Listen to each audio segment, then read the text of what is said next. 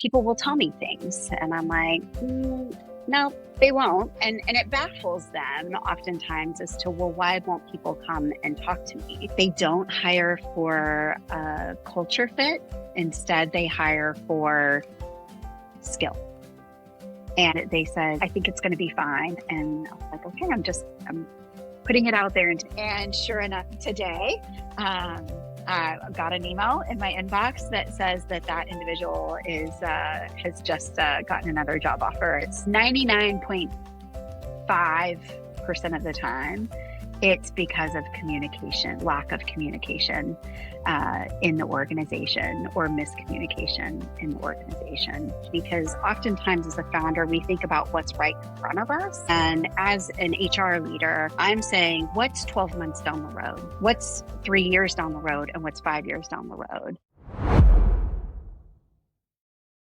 Hey, just before we jump into the show, we've got a little favor to ask you. If you enjoy listening to our podcast, please make sure you are subscribed on the platform of your choice. Spotify, Apple, YouTube, whatever platform that might be. The more people who subscribe and the more people who like and rate the show, the more we give you an opportunity to have some great takeaways. It doesn't take you too long, and it would be a great help to us to help us grow the show. For now, that's it. Enjoy today's recording.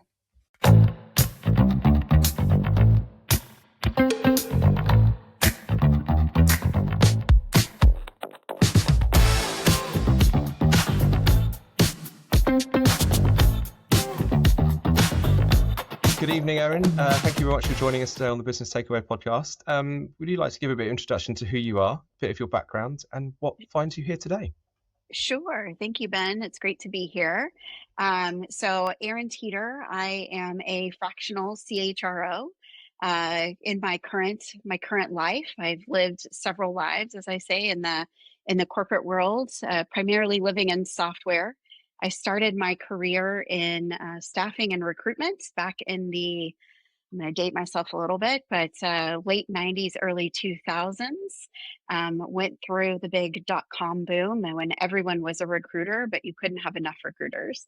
And so I did that. I moved into a more generalist role a few years after the bust, if you will, and lived in that world ever since, running people teams for small and mid-sized businesses, or mid to large-ish size businesses. I spent 16 years with a software company that specialized in nonprofit software, where we did a number of acquisitions. And it was part of a large global company, Sage. You might know them, being in the UK. I was in the North America division.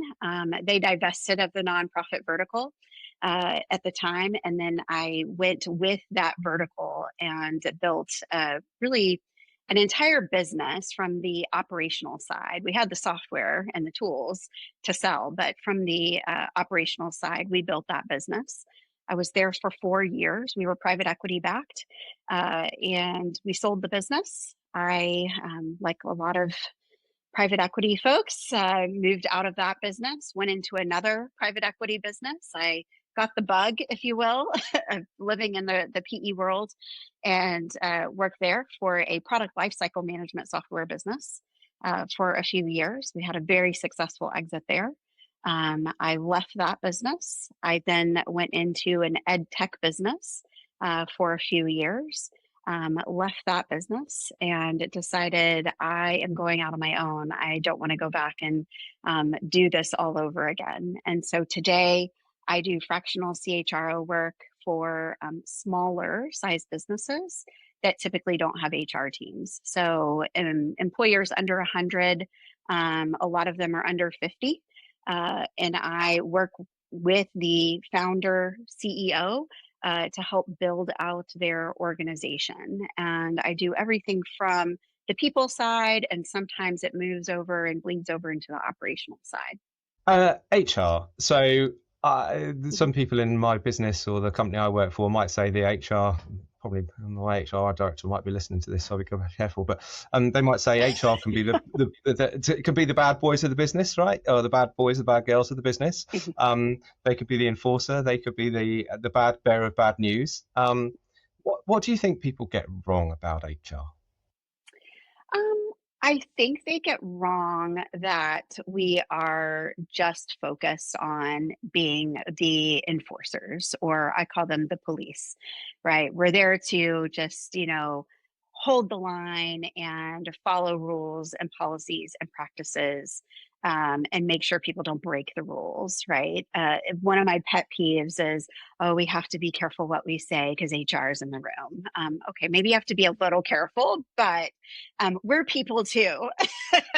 And I think that, what they get wrong is that HR can really help grow your business. And it's not just, your people are your business. And so being plugged into the people and being strategic on how you're growing the business from a people perspective is really where HR can have a huge impact on the business. And I've been in businesses where I've seen that they, haven't necessarily been as strategic in those areas.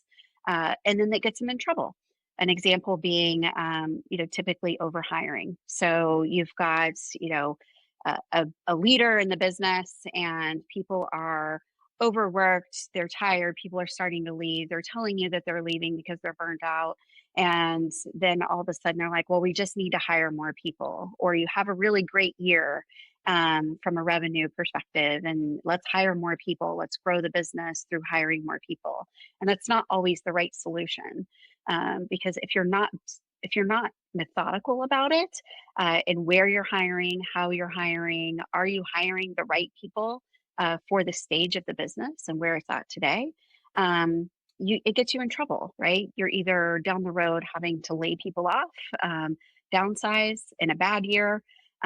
You get the wrong people in the door. And believe me, I've made plenty of bad hires over my 25 plus year career.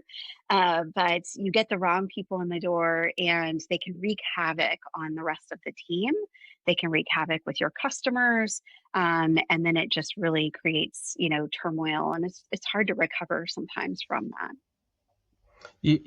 I suppose this is the point you talk about HR debt, right? Is that Yeah. what HR debt is? Is it building up and not recognizing some of the problems that those businesses would have, and before you know it, it's too big a problem to deal with? I mean, we touch every area of the business, and so it's having that team or individual that should be plugged into every area of the business. It's not just compliance.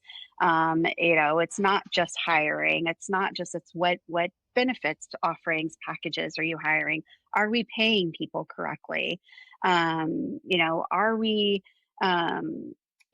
looking at how we're managing the common practices, communication, internal communication. The number one problem that I see in every business that I go in when they say our culture isn't what it used to be, it typically revolves around the internal communications and what's happening there. And so helping to be able to create those plans and being plugged into every team, every, individual, and being able to build out the, overall plans on how we're going to operate from an internal perspective with our people. I had somebody on the podcast the other week who talked about they thought they were good at financials, and then they went and got somebody in as an FD to talk to them about financials, and then they realized they perhaps weren't as good as financials as they thought it was. What do you think founders will look at a financial and go, we need somebody to do FD side, we need somebody to be in charge of marketing, we need somebody to be there, but probably HR is probably the last bit to go on that list. Why do you think Always. why do you think founders are like that? What do you think they need to, what should be the signs they're recognizing in why they need to hire a HR person or fractional HR person? Yeah, that's a good question. Yeah, they always bring in HR when it's a little too late, right? Like the culture is already suffering, and people have already left, and key employees have left, and then they're like, "Oh, maybe now I have a problem." I think that oftentimes they think, "Well, we're all people, right? People are people, and I can handle it." And as a founder, leader, they say, well, people will tell me things. And I'm like, no, they won't. And it baffles them oftentimes as to, well, why won't people come and talk to me? Why won't they tell me, what's going wrong in the business? And I think it's a perspective we have to look at it as, well, they don't want to be, they don't want to be perceived as, tattling. They don't want to be perceived as complaining. It's also about the individual. And I say, it's the title that you carry. I had a CFO one time sitting in my office, and he was like, we were having some challenges on his team. And he said, I don't understand why people won't talk to me. Why do they come talk to you? But they won't talk to me. And he said, I put my pants on one leg at a time, like everyone else. And I sat there and I said, it's not you as a person. Don't take it personally, but it's all about your title. And you are the CFO of this company. And that carries a lot more weight than I think as an individual, especially when you grow, through the ranks and you grow your career. You have to stop and think about what the significance of that is. And I think that that's one of the reasons that founders and CEOs and other C-suite leaders are challenged, is because they don't necessarily think of themselves as the CFO or the founder. They're just the guy that started the company, right? And they're the guy that's just going to go, have a beer at the bar with the team and have a great time. But there gets to be a point with the business where it's not that way. So, your second question, what are the telltale signs of what that is? I think it's when you start to sense that people aren't talking to you anymore, and that you are seeing, starting to hear things secondhand, if you will, right? They're maybe talking to someone else that then's coming to report to you. Another one is, growth, right? The business is growing. It's really important to get someone in, whether it's full-time or on a fractional level, to really look at the business and say, I'm growing. Where's the right place to invest in the business today? Because oftentimes as a founder, we think about what's right in front of us. And as an HR leader, I'm saying, what's 12 months down the road? What's 3 years down the road? And what's 5 years down the road? And I mean, I do it too. I'm a business owner today. And I'm like, just what do I have to get done today? What do I have to get done this week? What's coming up this month? Right.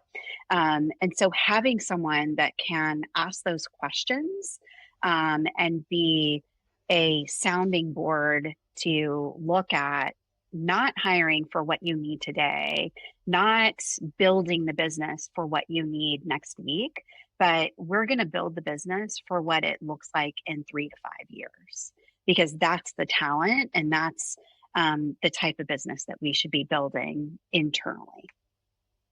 And that's challenging, right? Because there are some businesses that start as a very small, plenty of the people I've had on this podcast have started their business where it's been like 1 or 2 people, then 3 or 4, and then 15, and then 20.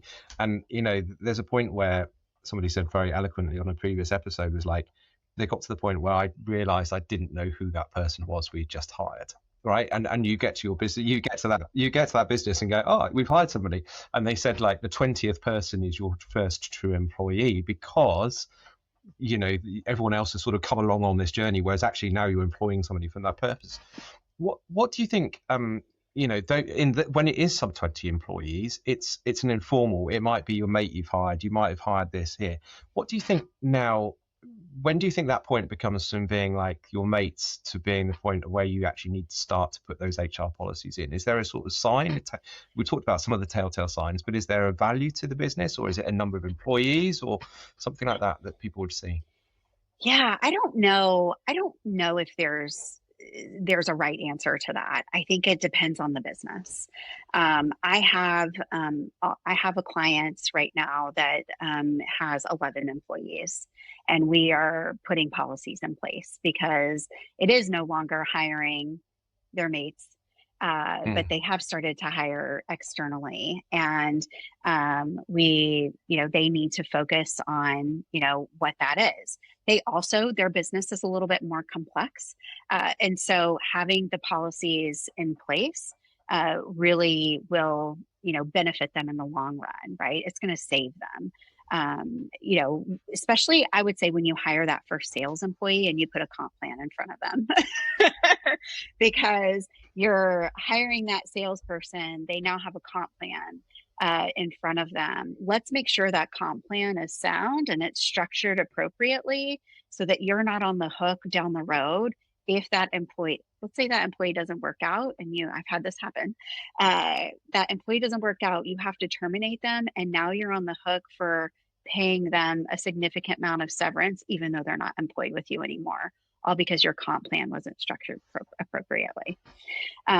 So that's one area. I would say, others, it's, anywhere from 20 to 30 employees. In the States, in particular, there are a lot of compliance things that trigger at both the 20 employee mark and the 50 employee mark. And so definitely when you get to those points, you should be consulting with someone, whether it's an employment attorney or counsel or an HR fractional person, to make sure that you're, sticking with compliance, because at that point you can get stuck with some pretty big, fines. Yeah, you don't want fines in today's world. Yeah. When you talk about business scaling quite quickly in some of the businesses you've worked in, what are usually the first cracks you start to see from an HR business or HR perspective as the business scales through? The first cracks I typically see revolve around management. And it oftentimes is the growth of an individual's career, and they have, I'm going to say, peaked, at that top level as an individual contributor, and leadership says, we don't know what to do with them next. And then all of a sudden they're like, oh, let's put them into management. And you put them into management and they're not prepared or equipped to be a manager, nor sometimes do they want to be. They might have been perfectly happy being that individual contributor, and sitting, at the level that they were at. And so that typically is the first inkling of, we're going to start to see, some cracks in the dam, if you will. And how would you deal about that? Because I think there's a natural thing, certainly in corporate world, or I've seen it in corporate world, that people not wanting promotion sometimes can be seen as a bad thing, right? It's not possible to stay as an individual contributor. How, from an HR point of view, do you manage that internally? Is that something that you sort of push people to go, actually, we want to keep him in his strengths, or her in her strengths? How would you deal with that? Yeah, so I'm a big fan of strength, working with people on their strengths. So Strength Finder, I have implemented it in multiple businesses, and making sure that we've got the right people in the right places, and that you also have diversity across teams. I look at it as this. I think that, it is not a bad thing if someone doesn't want to move into management. It doesn't mean that they necessarily can't continue to grow in their career. They can be knowledge, key knowledge individuals. They can work cross-departmentally across the teams, because not everybody is made to be a manager. Managing people is hard, and some people just don't like that. I had a CTO one time. He grew up the ranks in software development, and he was one of those I was talking about, was thrown into the management role. He's like, where else do I go as a developer today? And he hated it, and he was really bad at it. The team originally, when it was small, it was fine. But as the team grew and the company grew, and he became the vice president and then the CTO, and he had the responsibility of, 50 plus people in his purview, he just sat back and he was like, I don't want to do this. I want to sit in a room and dark room and code all day. That's where I'm passionate, and that's where my passion is. And so it took a lot, and he wasn't connecting with his people. They felt the disconnect. There was some avoidance there, right? In not interacting with his management team and his leadership team that could help. And therefore, they started to stagnate and couldn't get things done, right? He wasn't able to remove those barriers as a leader that you need to do for your people. And so we went through a process of self discovery, and he finally came to terms with, I don't want to do this. And it was, I'll say, it's very brave and very vulnerable for someone to make that decision. And he did. He stepped back. He went into a principal architect engineering role, which was like the highest level that we could possibly give. Distinguished, I think is what we actually called him. And he hired his replacement. And it was phenomenal because we saw the team quickly turn around and be able to do that. So I think, ultimately it gets down to, I always say, find work for purpose and not just a paycheck. Like that's what I've always feel. I love what I do. And if you can find your purpose as an individual or as a leader, and encourage other people to find their purpose, you will figure out where that is, and you'll find the opportunities for, continuing to grow your career without having to go up a lateral chain. And you talk about hiring, you mentioned hiring of people. What is the biggest challenge you see in, it's the biggest decision any business will make is getting the right people in the door. What do you see as the biggest challenges leaders especially make when hiring people in today's world? They don't hire for a culture fit. Instead, they hire for skill. And I'm a firm believer that on most occasions, you can teach skill. As long as you have the basics, right? I'm never going to be a surgeon. I didn't go to school for that. So, maybe there's some things we can't teach, but you can teach skill if you can create the time and space to do that. You cannot always teach the behaviors that align with your company's culture and values. And so that first and foremost should be the key focus on where you're looking at hiring. And so looking at those behavioral questions when in the interview process, making sure that you're asking those questions. My last CEO turned me on to Bar Raiser through Amazon. So if you're familiar with Bar Raiser, it's an interview process where they have a team of people that interview at Amazon. It's a very grueling interview process to work there. But they always bring someone in from the outside. And that person is not part of the department. They're typically not part of HR. That could be your HR person, but there's someone else from a completely different department. And they're there to strictly interview that individual to make sure that they are going to be a fit for the organization overall. And so they have it very clearly defined. And these are the questions that we ask. And that person has a no-go vote on the individual. And if they say no go because this person's not going to be a fit, and here's why, they don't hire that person. And so it's a pretty rigorous and process, and puts a lot of trust in that person. Now they go through some extensive training and stuff, so it's not like they're just pulling someone off the street to do that and within Amazon, but it is something that I have looked at and I have started doing with in the people that I interview, is building out those behavioral based questions, looking at, are they going to be a fit? And then also measuring that fit as well. So a scorecard is something else that is critical across the team. I saw something the other day that from an organization who was starting to now do sort of a psychometric testing, but not a psychometric in a sort of like a skills or anything like that, but more sort of like, you have to go and fill in what's your color. You look at this picture, what color do you see first, what do you, and sort of almost cultural based things. And they said if you don't pass this cultural thing, then we won't even talk to you, which I thought was a really, it was Stephen Bartlett, who does Diary of a CEO podcast, and he was saying if you pick up psychometric, we'll then ring you and talk to you. And I thought it was a really different way of doing it. And they echoed your point, all right, to say that it's not about the skill. Don't care what you're applying for, whether you want C-suite or you want the junior runner.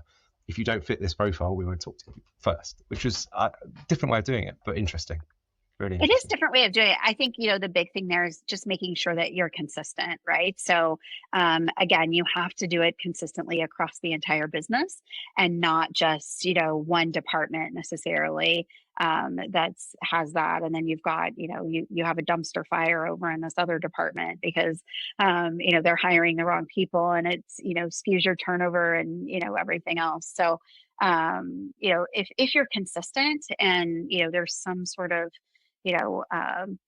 measurable outcome that you can do, right? So maybe what you described is, hopefully, there's some science behind it that we probably don't know and maybe wouldn't understand. So.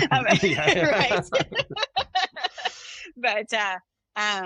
But I think that's again where I mentioned that scorecard comes into play is that, that's your consistency. And we're measuring the same things, even though there may be, multiple people involved in the process, and the ability to be able to compare where those, measurable differences may be. We talked about hiring and we talked about the, the hiring of people. You can't get every hire right. We know that you can't get every hire right, and that becomes a challenge. What do you do with when you get that hire wrong, and how quickly do you think you need to react to that? You manage it quickly. And I think that, one is identifying quickly what did we get wrong, right? So it's, identifying what we got wrong. And then the question you should ask is it something that we can teach or is it something that we can't teach?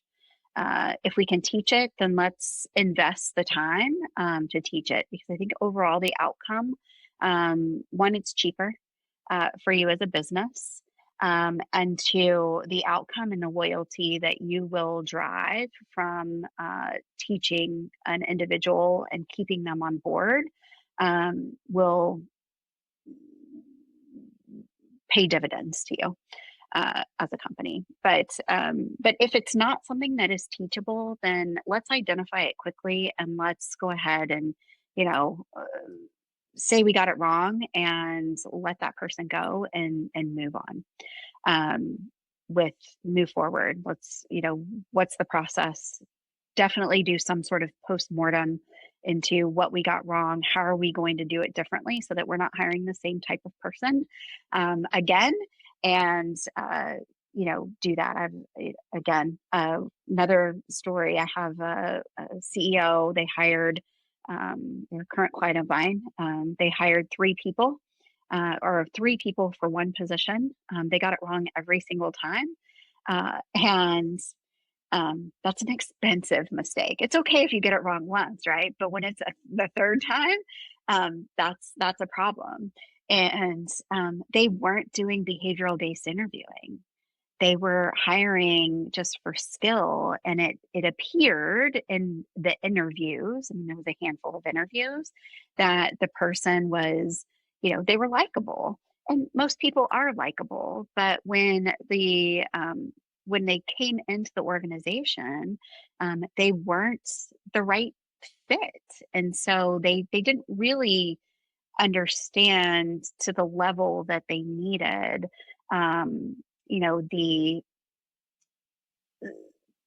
the independent thinking and they're again, small startup business, being a go-getter, right?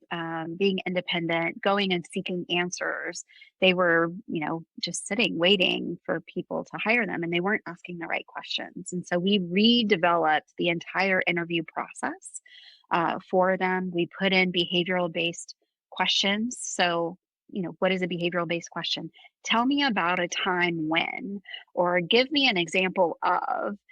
So they're having to dig into their past and talk about realistic, things that they've experienced and can share. Whereas really where you can dive in and say, do they have the true experience at the level that we need them to or not? The good news is, we used a scorecard, and through that process, their fourth time was a charm in hiring.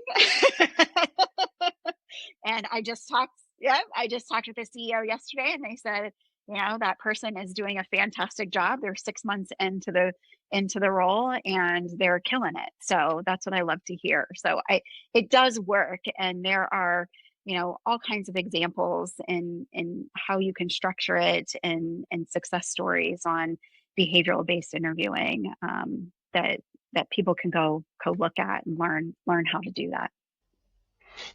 And you said that you've worked for the big PE backed companies and the small ones. What's the difference in hiring in those? Because there must be a difference in how the hiring process, and also who you're hiring. How what's that difference look like in reality? Yeah. The process is different in the larger companies. It just takes longer, right? There's more red tape that you have to go through oftentimes that happens, where in smaller companies, it's natural. There's smaller teams, fewer people involved, and you can just make it happen faster. I don't know with the types of people if it's any different, honestly, Ben. I think that you're still looking for the same ones. Where the challenge is as a small business, how do I compete against the large businesses with all of the additional perks that they may offer to those employees when it comes to, sometimes compensation is an area. Being in software, it's not quite as, competitive, small versus big, but in others, it is. They don't have as deep of pockets. They have better, but more luxurious benefits that they can offer, right, to their employees. And so you have to find what you're hiring. Again, it goes back to hiring the right person that wants to be in that small business and doesn't necessarily care about, they want to be able to move fast. They want to be able to have autonomy with a team. They want to be able to work independently and be able to influence the, end product of whatever it is that you're delivering. That's where you're going to find those people, and they're not going to care necessarily that maybe they get paid a little bit less, that they maybe don't have quite a rich benefits package, as long as they're getting to do those other things. Where you have other people, just like we said, those independent individual contributors will, want to stay in that role. You have those people that want to work for a big company. And so I would say the biggest mistake is don't go seek out someone that's working for the Amazon or the Google or the Dell, that you think is going to automatically move and be happy in a small business. That's probably the biggest challenge and mistake that I've seen in my career, is bringing individuals from those larger companies, and not saying that they're not all of them are bad. So I don't want small business owners not to give those, people a fair chance if they've worked at Google, but it's about, again, just making sure that it's the right people, and that they have the right drive and aspirations that are in line with what you're trying to do. It sort of goes back to that point of the people jumping on the mission, or it's a job, right? Yeah. And they're probably at the big, I work for a massive one, which some people might, it be the job rather than the mission behind it. Correct.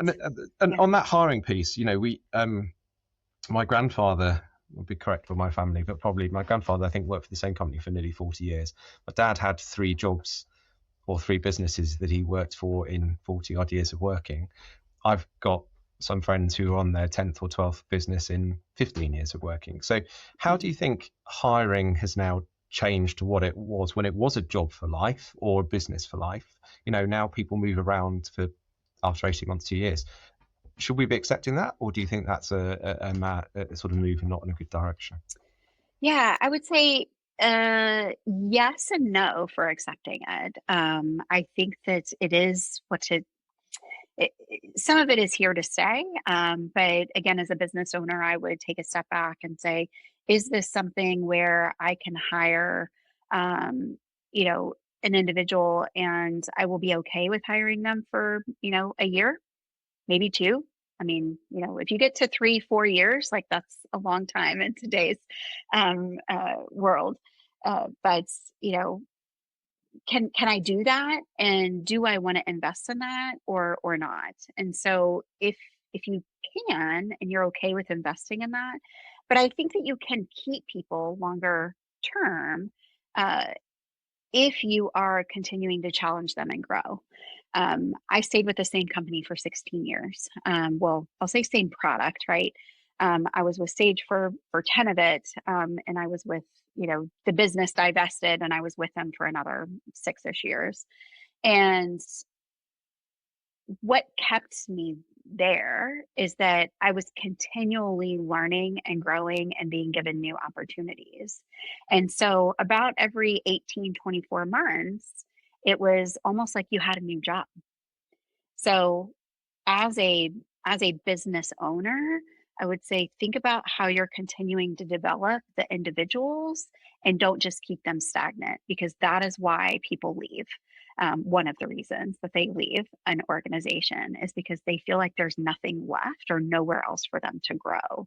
And so you sometimes have to get creative, but you should be thinking about, how am I going to grow this person, so that you're continually recreating the job for that person so that it could feel like a new job every 18 to 24 months. I think it's a really good point, but I think in a small business that's hard, right? Because you've got to, if you want to start up with this 10, 15 people where you don't know whether you're going to be there in a year's Yeah. time, that's Yeah. what average age of a startup or something is 2, 3 years, and most of Yeah. them fail with after 3 or something. So that's a challenge to think, right, well, this is the right person for 5 years. I'm going to put my development time into that person. That's difficult to manage. It can be difficult. And so, to that point, maybe in a startup, it is, that you have someone and you're only going to invest in them for, 2 years. But I also would challenge that to say, as a startup, everybody wears multiple hats. And so where's the opportunities that I can provide growth, that person gets a new hat to wear?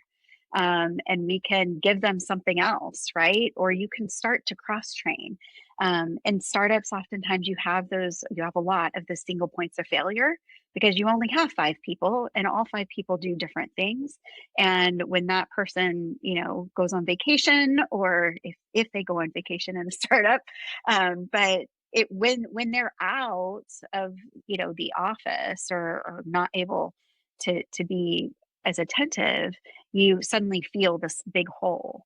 And so, you know, as a start, if for those startups out there, I would say, think about how you can start to cross train and provide new hats, for people to wear. And I think you'll see that people will continue to be engaged and probably stay longer than they would have.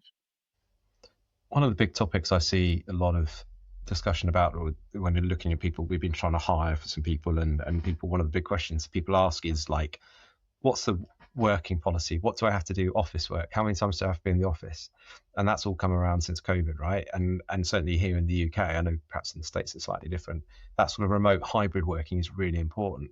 How do you Mhm. think in today's world that's changed HR's responsibility and how that affects the business? Because in the old days, you could go into the coffee room and get the gossip and you could hear Yeah. all the information. You can't where you can't do. My HR person rings me on Teams and goes, "What have you heard about this?" And I'll go, "Okay, fine, I'll tell you." But do you know what I mean? But as a principle, Right. sorry, Annabelle. But as a principle, how do you think your role as HR has now changed with that remote working? Because it's harder to talk. Yeah. You know, the informal bits that you just find at the Yeah. water cooler chat, for example, it is harder now.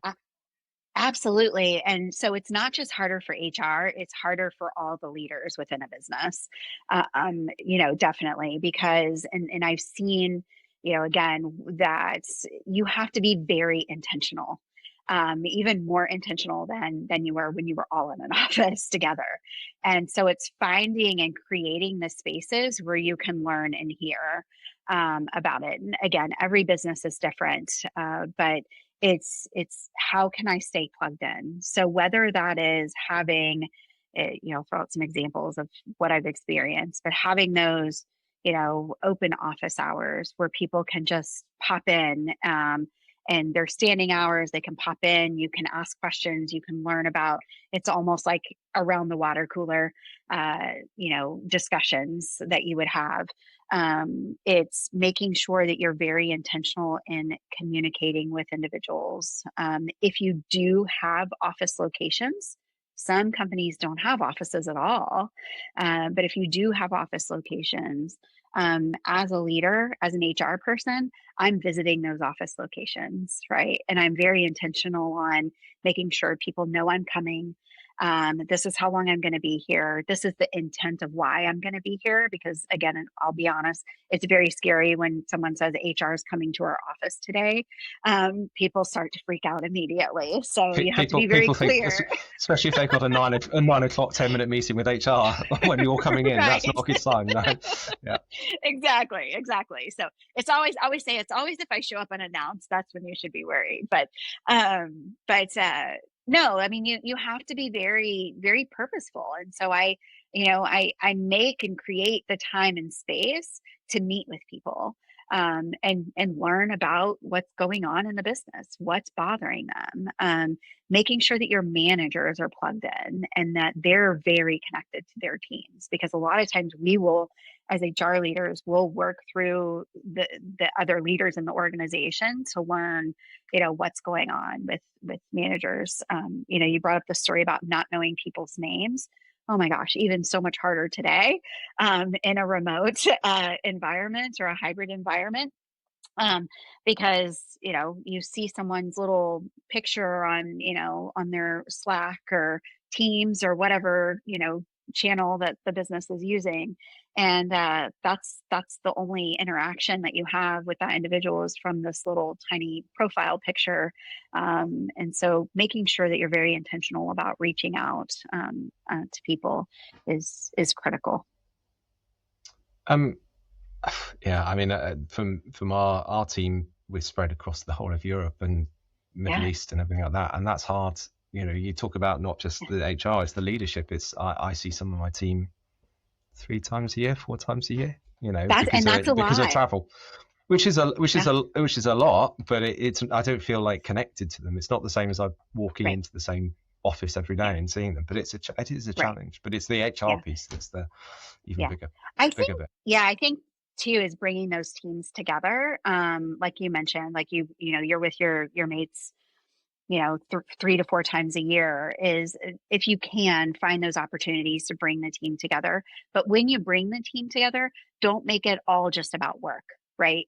Because we all go into these meetings and we spend 3 days in a room together, and all we do is it's all about work and strategy and planning and what are we going to do next. And you need to create the time and space for people to connect.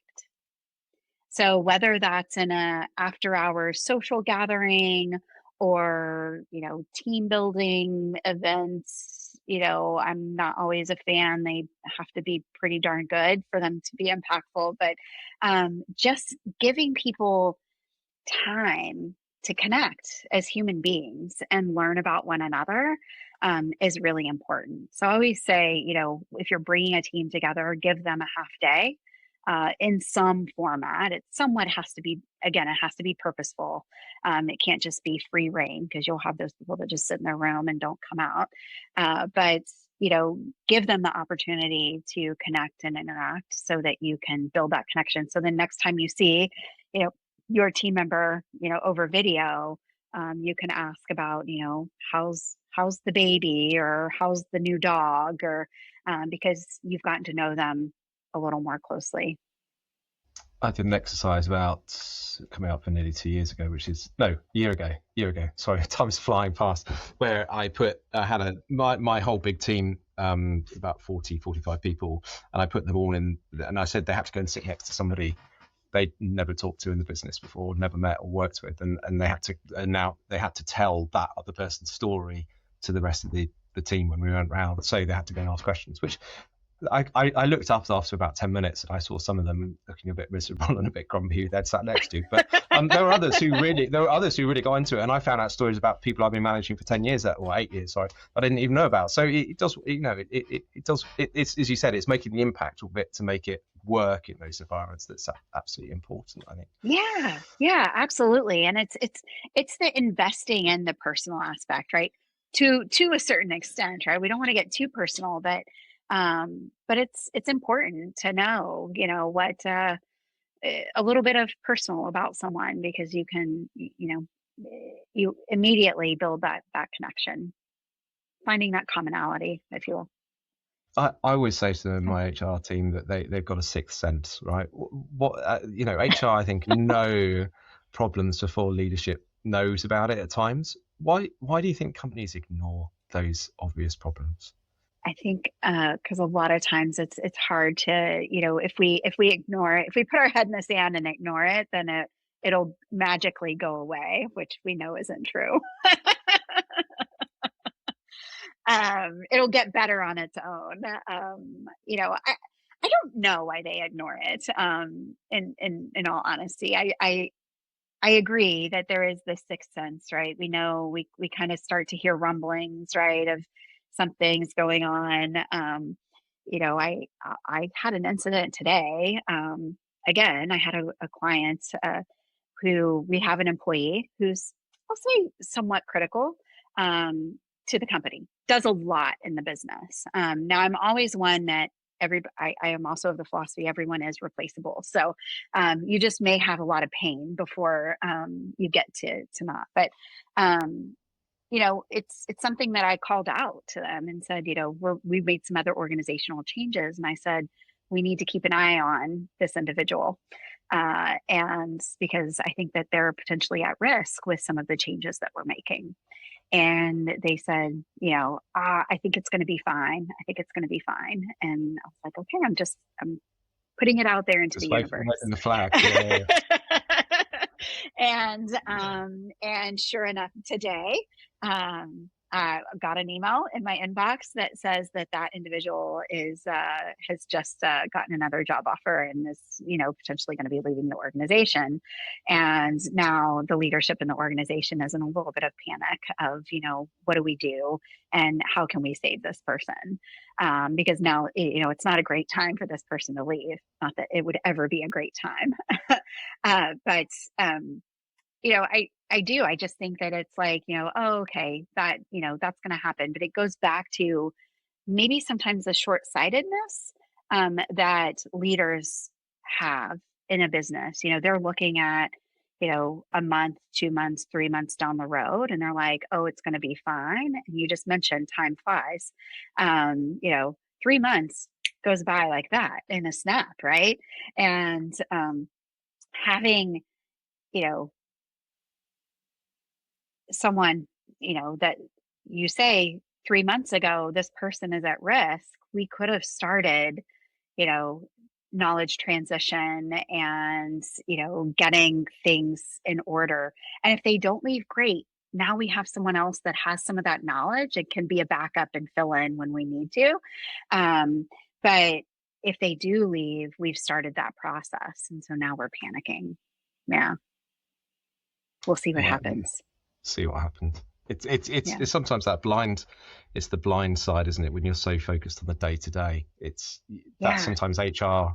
Not saying you don't have the day to day. That's the wrong context. But do you know what I mean? When you're focused on, I've got to get the sales number, and I've got to do the budget, I've got to do this marketing plan, I've got to do the sales plan. You're looking at that. You're not at the 1,000-foot view Right. that sometimes HR has that ability, or is there for some of that stuff, isn't it? Yeah. Yeah. There is always that tension though. Somebody said to me famously that internally, that stuck with me, that HR works for the business rather than in the business, right? Mm. How difficult do you find that protecting? You might have to deal with the CEO and you're protecting his business for him rather than working in it. How difficult is that to balance? And what's the biggest challenges you've sort of seen around that? I personally wouldn't say that it's really been difficult for me to work for the business and in the business, because I feel like I have a good perspective on both sides, right? I'm looking at it from, from the employee perspective and what's going on, in the business, but then also ultimately protecting the business as well. My father was a business owner, and I saw some of the challenges that he had, in um, the business and doing that. So overall, I don't think that it's always that we're always for the perspective of, we're just for the business. Um, it is really about, I mean, I'm speaking for myself, but I really do care about the people. And I feel like the people are the business.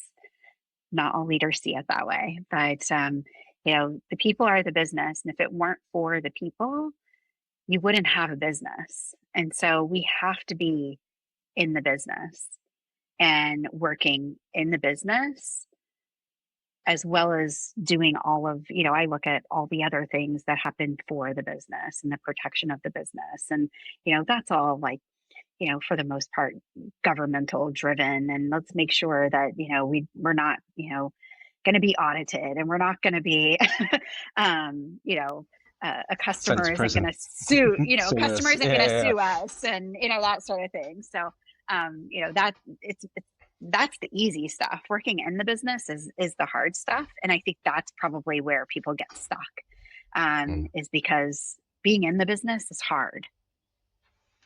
Yeah. Being, for the business is easy. Um, AI, I'm going to mention it I knew 50 you were minutes going in. to go there.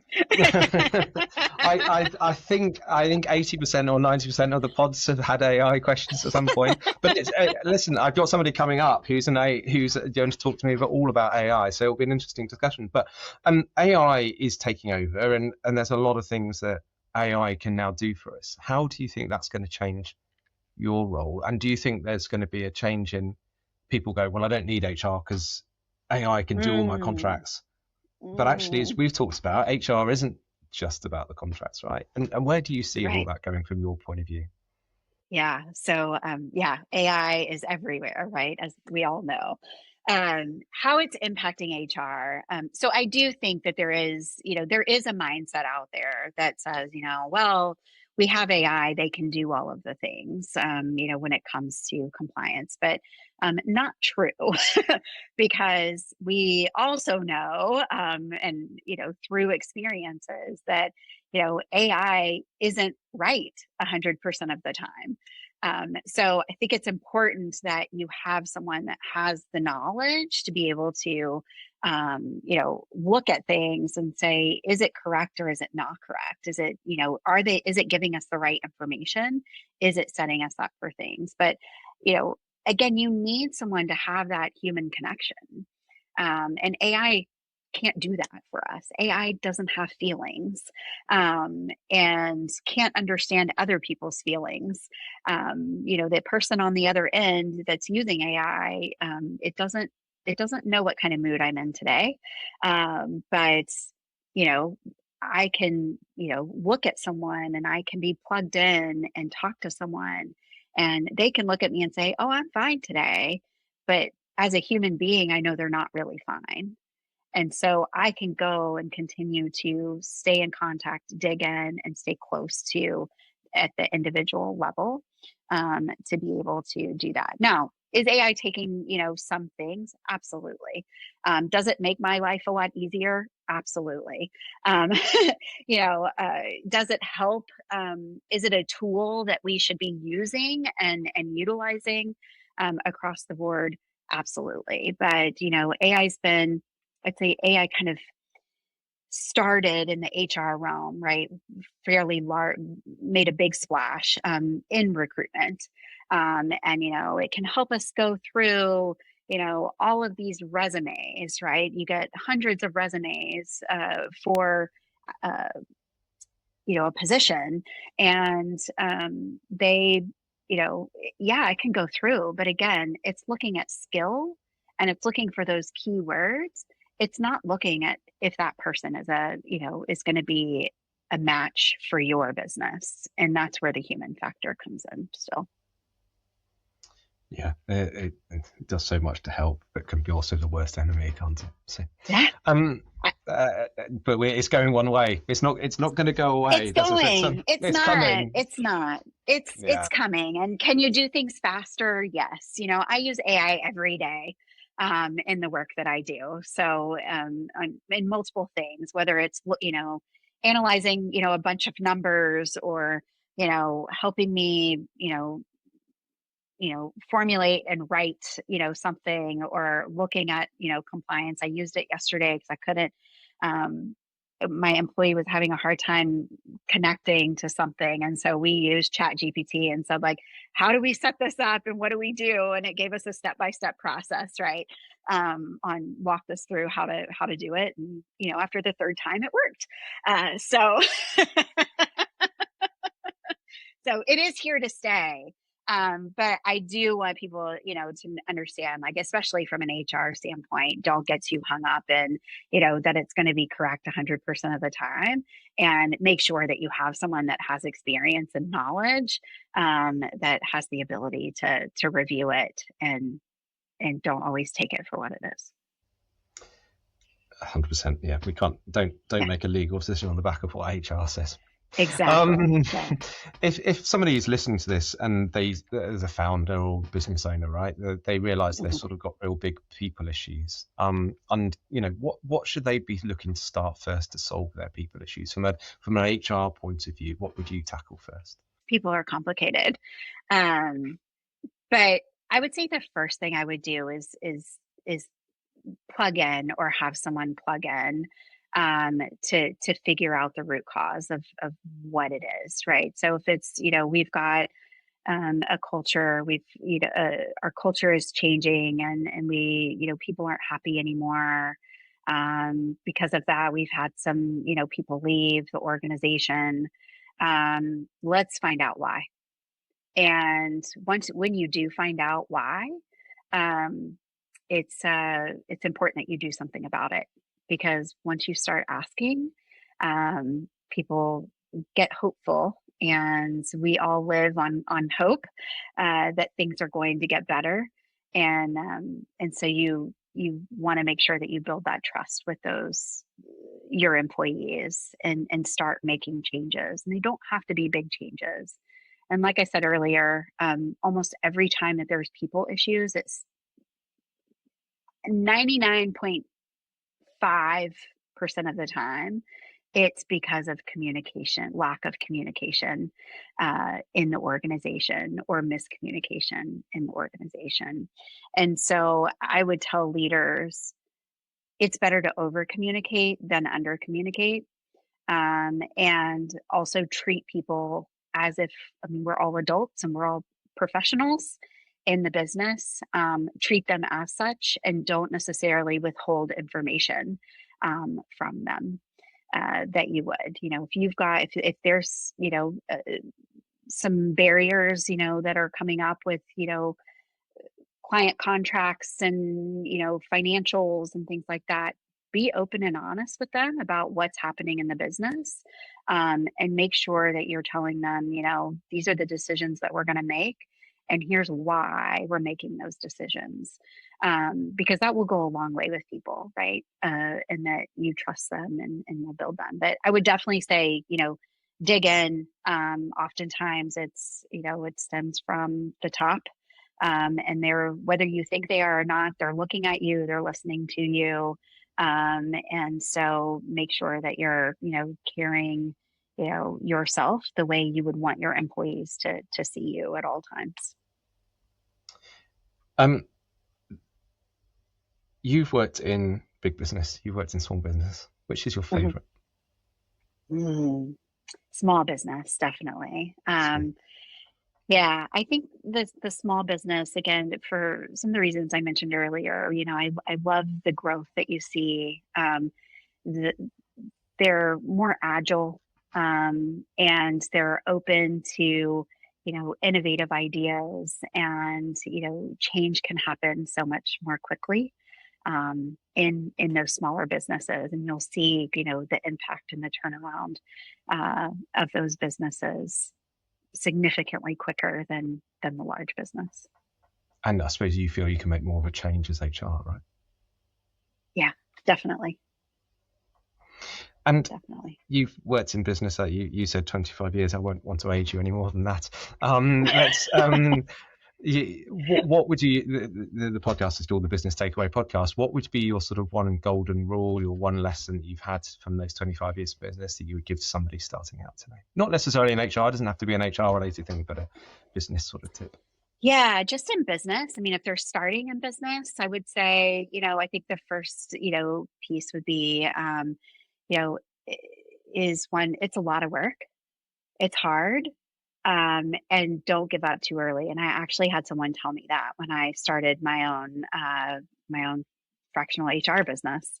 The first 6 months were hard, and I was almost to the point of like, I'm not going to do this. Like, what am I thinking? And I'm gonna go back to, get a corporate job, because 6 months with no paycheck is hard.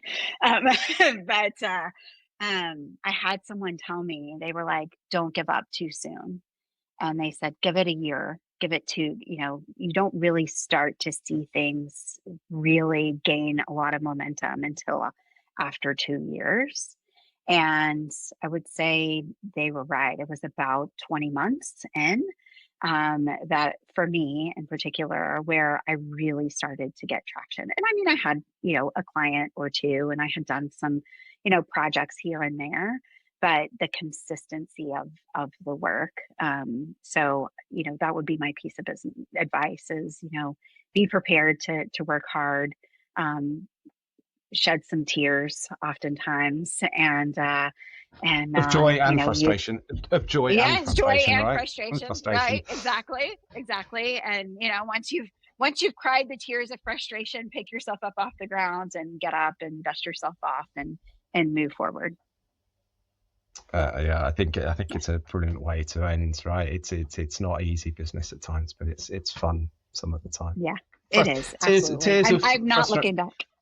No, tears of frustration and joy have happened at this desk relatively recently. So, I bet. it's fully get that. Right, as I said at the start, we've had a few little challenges during the recording, thanks to the power cut here. But as I said at the start, we finished with some quick fire questions. These, as I said, do not have to be quick fire. So, they're not the be all and end all. But let's see where we go. So, are you an Apple or Android user? Apple all the way. Yeah. I used to not be. I was not. My husband has been Apple all the way, for many, many years, and he got me on the bandwagon, and yeah, I'll never look back at this point.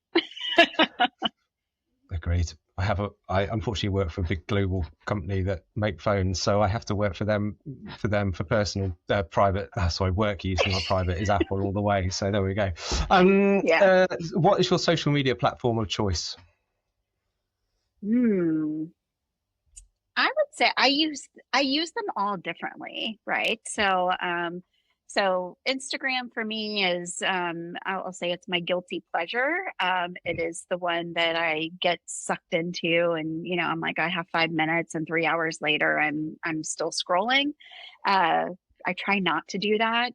The LinkedIn for professional, you know, connections and purposes, is my platform of choice there.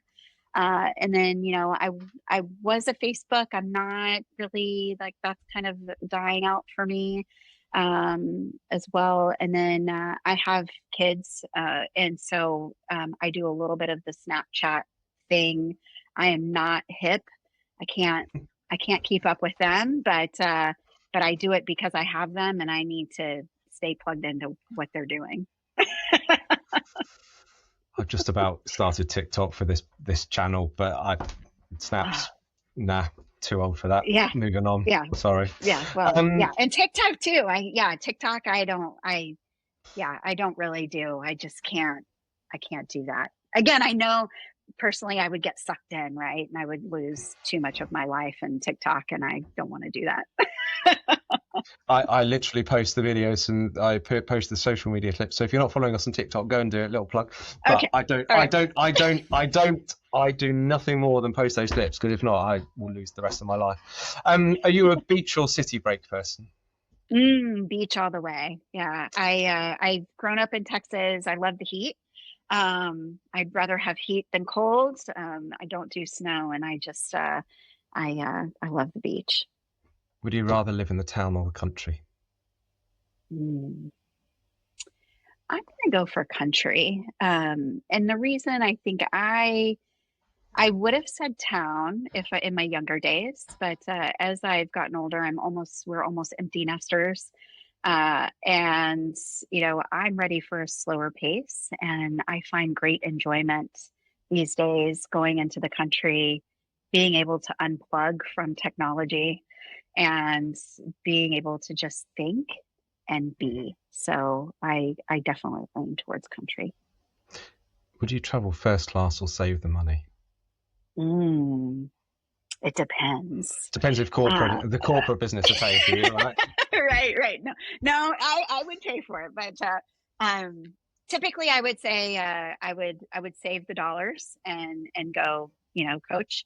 But first class, if it's a special occasion, if it is going overseas, flying internationally, oftentimes I will choose first class because it's just so much more comfortable than being in coach. I've done both, international in both ways, and it's first class all the way. Just as I said to you offline, I've literally just come back from holiday and flew back business class, and first time I've ever really properly slept. I got yes, 5 it's a hours game changer, because isn't I it? lay flat, and I'm 6'2", Yeah. so 6'2", 6'3", so it does make a small difference to me, really. Are you a morning or night person? Morning all the way. Yeah. So I'm an early riser. I get up at 5 a.m. I work out first thing in the mornings, and before I start my day. And so I enjoy that. And because I get up so early, I go to bed quite early too. My husband and I are opposites, so he's a night owl, and he makes fun of me when I'm going to bed at 8:30, 9 o'clock at night. But it works. Well, you just answered my next question. Is exercise important to your life or not important? So you just said you're up at 5 doing exercise. There we go. Yes, I do work out daily. Yeah. That's far better than I should be doing. Innovator, are you an innovator or would you rather improve? I think for me, I'd rather improve. And part of it, I think, is just given my role, because I do feel like that's where I excel, is being able to go in and identify a problem, or see how something can be done more efficiently, and being able to make those changes to do that, versus innovate. I like to think that I could be an innovator, but I also tend to get sidetracked quite easily. So it's very hard, with innovation. I think it does take a lot more discipline to stay focused in when you're innovating something. And I can't tell you how many projects I have started and have either sitting around somewhere or in the cloud verse, sitting to pick back up someday. Would you, this will be an interesting answer because most people give me one answer, but from a HR point of view, would you challenge the status quo or not to challenge?